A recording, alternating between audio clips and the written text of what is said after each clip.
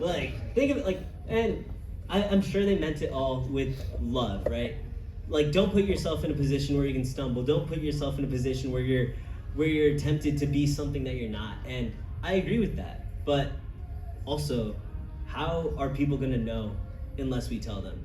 And if we are to cut off a complete area in which God can work, if we say like, no, God, like you really don't want them, God, like they're too far gone, you know, like I'll go out to like College Ave and just see who's on the street, but like not a frat house.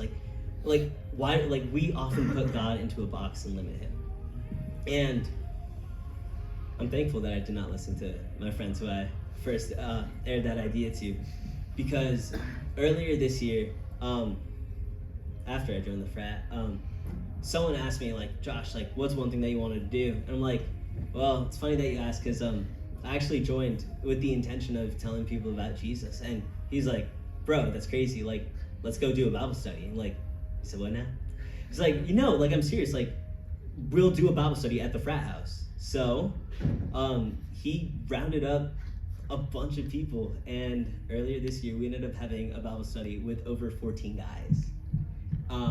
And we were able to share the gospel and like talk about like questions that were like really on their heart. And like, I don't know, God's just crazy good, because seeing that response in a frat house was something that I never believed could have happened.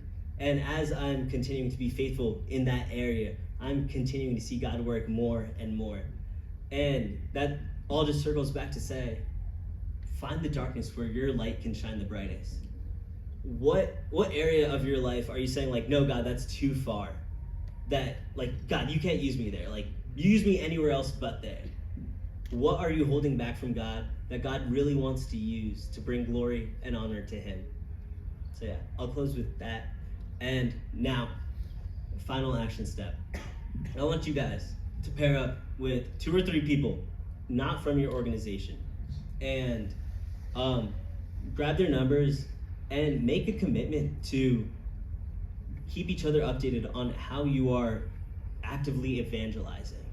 And I'm gonna like give you guys like a little bit of time to quickly form little groups, but like take this time to reach out to people that you haven't met before and really like press into this, because in a little bit we're gonna go to the student center and just try it out. It might, like, who knows, right? Like, it might be weird and it might be awkward, but we never know how God can truly affect someone's life until we take that first step. So yeah, form groups of like 3 or 4 people, and we'll dismiss and break in like a couple minutes. All right?